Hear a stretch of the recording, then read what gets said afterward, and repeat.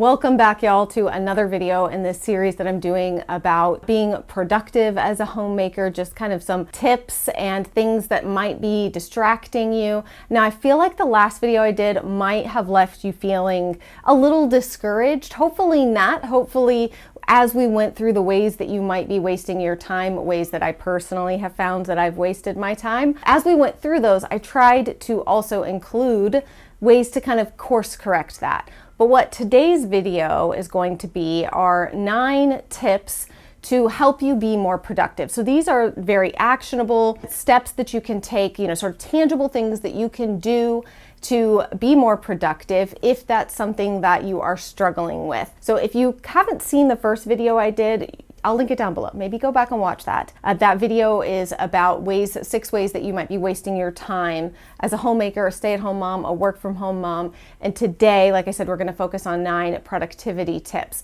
Now, I want to say I do feel like, and I too have a bit of a contentious relationship with the productivity self-improvement space. It is a space that feels as though it is ripe for breeding narcissism, and I do always kind of want to caveat these videos with understanding that the idea here isn't productivity for productivity's sake. We are not just trying to get as much done in every single day. We're not just trying to slide into bed at night, rug burns on our hips, exhausted and miserable. For me, these are things that are going to help us make the best use of our time, be the most productive in getting the necessary things done so that that frees us up for the other stuff of life, the most important stuff of life. We have to have food. We have to have clean clothes. We have to get our kids to and fro appointments and stuff like that. Those are all necessity type things, but there's so much room that we are losing in our day for,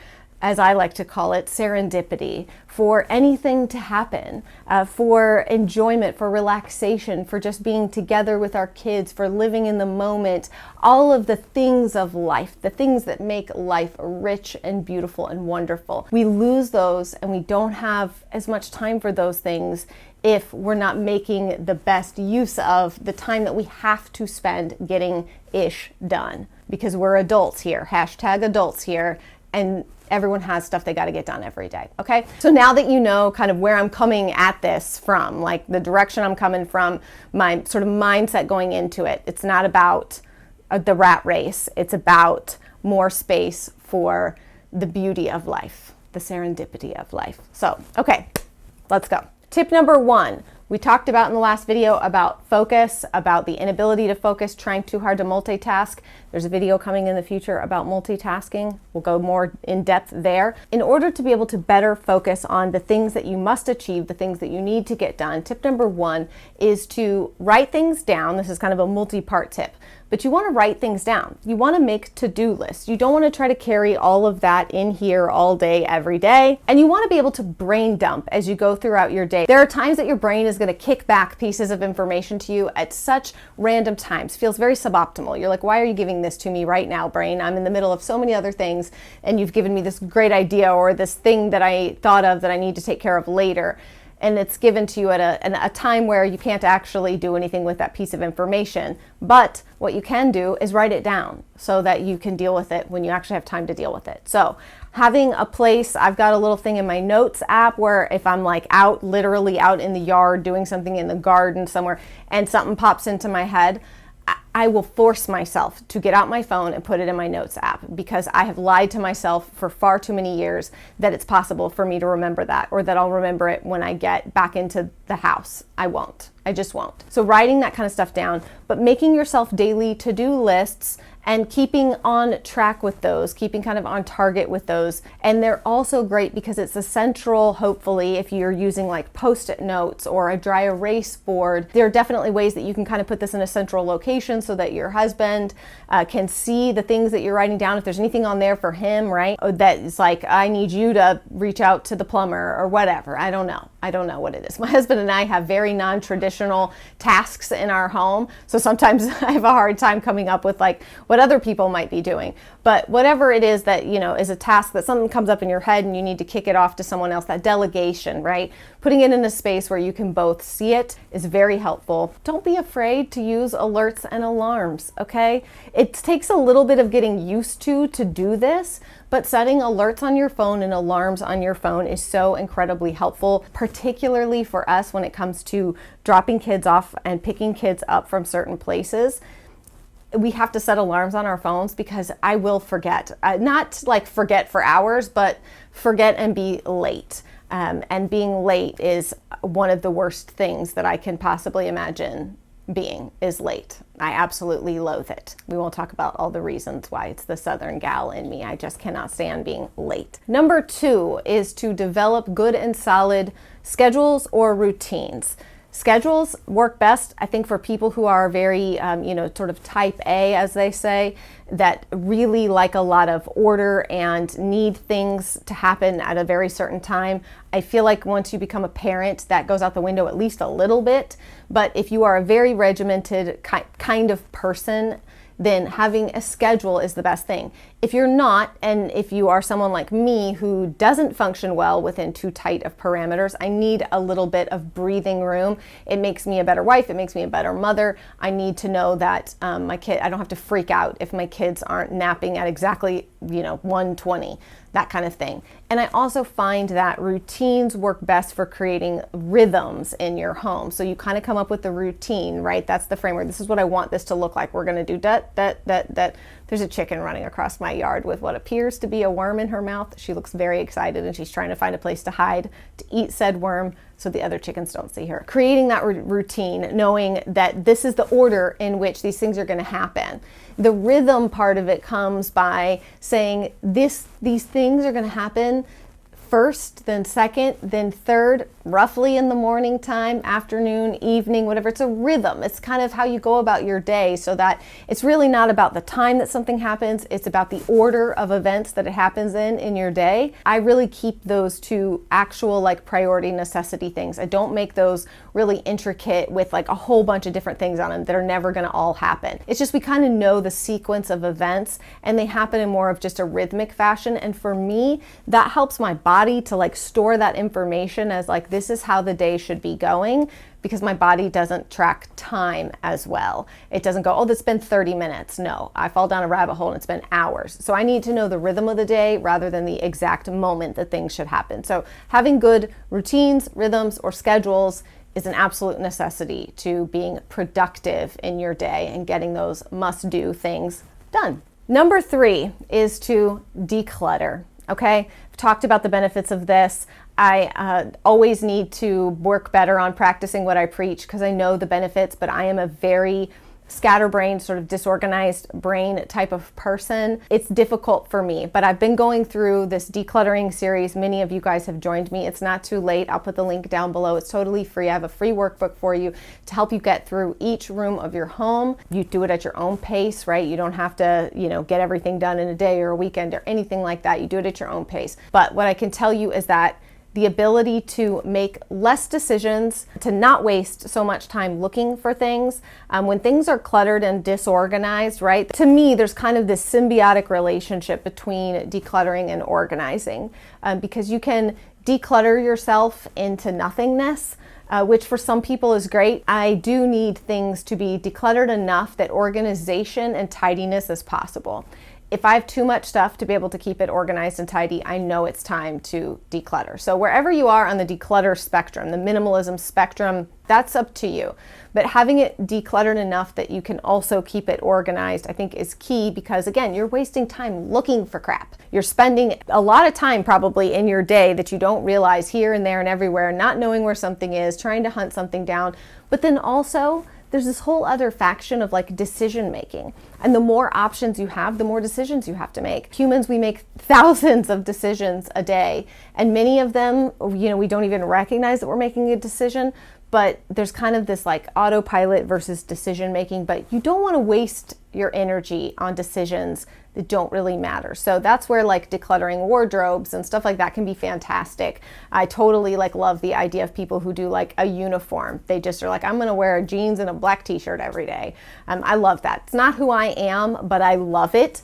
And maybe someday I'll become that person. It's not who I am today, and I'm okay with that. So remember, good for her, not for me, is totally a stance that we all should take. You can respect and appreciate something that someone else does without having to do it too, or without feeling like, again, it's an indictment on your decision not to. Number 4, we're gonna hit some hot buttons here, which is to involve your children. I don't know why our society has, I'm gonna say, devolved into a society that believes that children should never have any responsibilities or work or ever be asked to help around the home or with their siblings or whatever. That's just creating a generation of bratty, entitled, selfish people. We don't need any more of those people in the world. We need people who have grown up understanding a little bit of self-sacrifice, a little bit of commitment, a little bit of teamwork, a little bit of the ability to look around them and be helpful without being asked.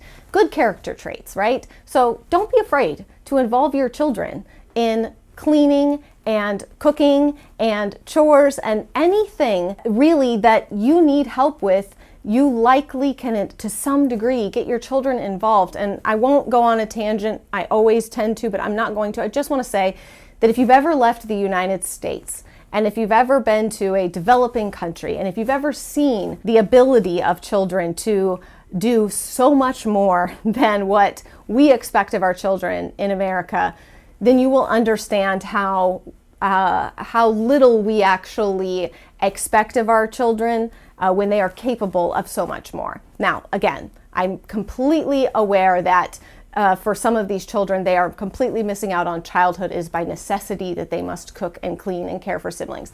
I'm not missing that point. It's not lost on me. Okay, my point is that children are capable of a lot. They will rise to the occasion. So you don't have to, it's not completely one or the other. These things are not diametrically opposed. Your kids can both be helpful and have a wonderful childhood. They can have a magical, joy-filled childhood while also contributing to the chores, the housework, and just the general parts of life that everyone has to deal with at some point or another. But perhaps, raise the bar a bit and see if your kids rise to that occasion. If you're struggling a little bit, try to raise the bar a little. Maybe the low expectations is actually hurting your kids. Maybe they feel like you think that they can't do things. You think they're not capable. So why bother, right? Because you don't expect anything of them. So you must not think much of them.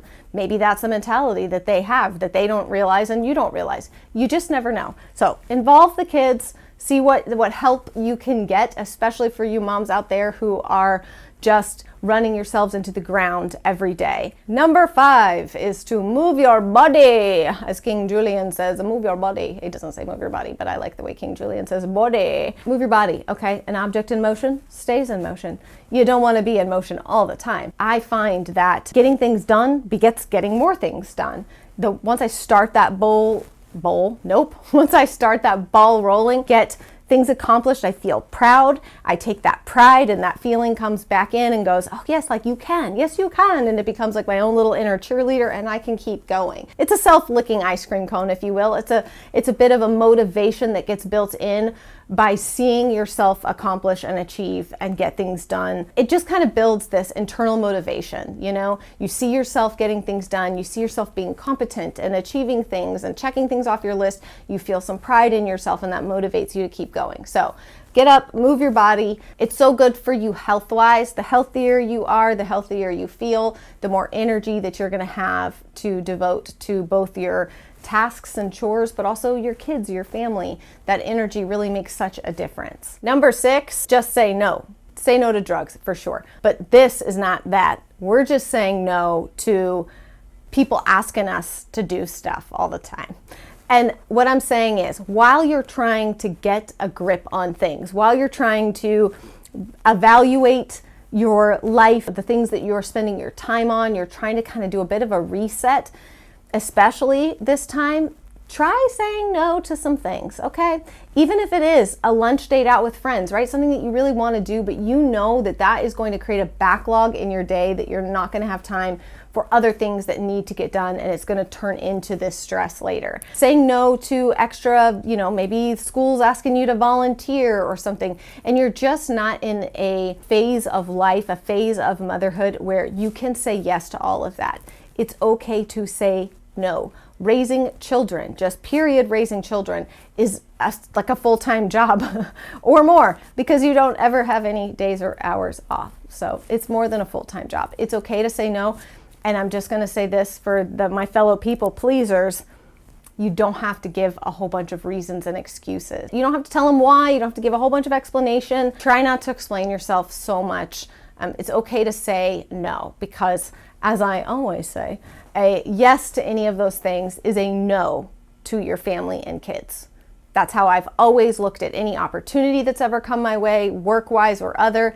A yes to that project, a yes to that thing is a no to more time with my family and kids. So I have to balance those things, goals and achievements, with my family. Learning to say no more will always help you. Number 7 is to set yourself a bedtime and a wake time. I'm not even gonna go into it, okay? I know that some people nighttime is your unwind time. Your kids finally go to bed and you get to watch your TV shows and all this kind of stuff. I get it, okay?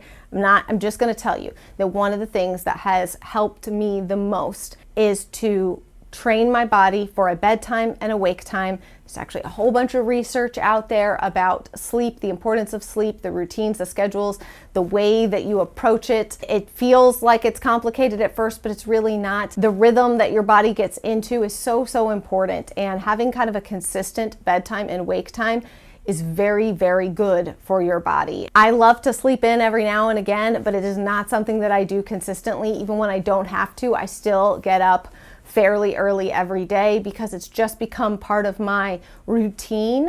And I go to bed early. I am a granny, okay? If I do stay up late watching something, I pay for it the next day, and I don't like that feeling at all. There's not really much to me that's worth the lost sleep and the way that it kind of ruins my day the next day. But I've done it for years, okay? So there's no judgment. I've been there. I mean, my husband and I stayed up for like 2 weeks straight until 3 or 4 o'clock in the morning every night watching episodes of Lost after our kids went to bed. We watched like all the seasons in about 2 weeks by staying up so late. And it was a miserable 2 weeks, but I had to get to the end. And I was even more confused at the end than the beginning. So I got nothing out of it. Number 8 is to plan ahead.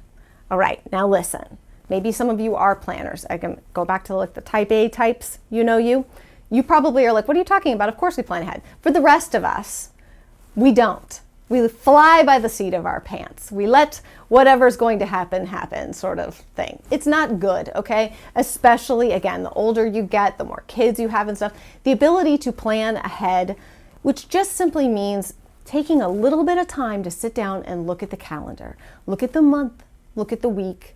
Think about, is there something coming up in a few weeks? I am a very, like Scarlett O'Hara, I'll think about that tomorrow kind of person. And that helps me, definitely helps me in certain ways, but it hurts me probably in more ways than it helps. In that if I were to just look at the calendar and see that in 2 weeks I have this thing coming up and I'm already going to be across town over here so I can just get the gift for this person, then it would save me starting to do it. So it does save me so much time, not having to drive to and fro for different things, trying to kind of plan and schedule things to maximize the time that I'm having to spend driving somewhere if it's far, across town or whatever. So I know it sounds kind of ambiguous and I don't mean for it to be, but just to plan ahead, look at your day, your week, and even your month and see what things you can kind of block and bring together to get the most done in this one little period of time so that you're not just dragging everything out little bits through the day, okay? We're just trying to get stuff done in blocks, and that gives us so much more free time because we're not wasting so much time. All right, and number 9 is the big one, which we all struggle with to some degree or another, and that is perfectionism.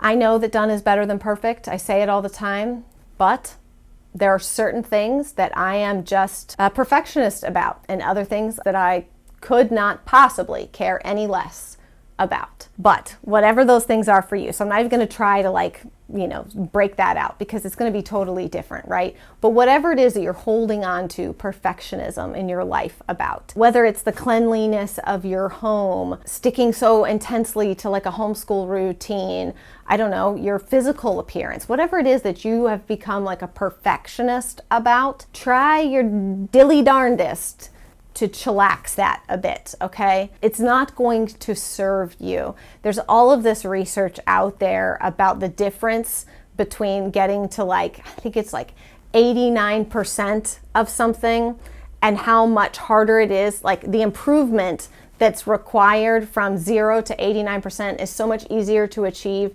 than the 89 to 100%. It's like 15 times more effort to get to there.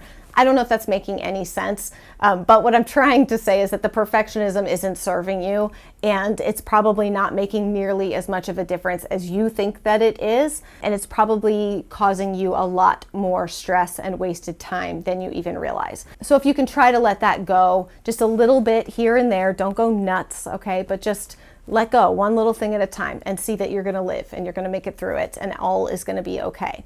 Now, if you're building a bridge or, designing, a skyscraper or something, please, by all means, perfectionism is what we demand. Okay. But if you're painting something, if you're making a dinner, if you're throwing clothes on or doing your makeup or putting your mascara on, you people who spend 4 hours breaking apart every eyelash, putting on your mascara, stop it. Okay.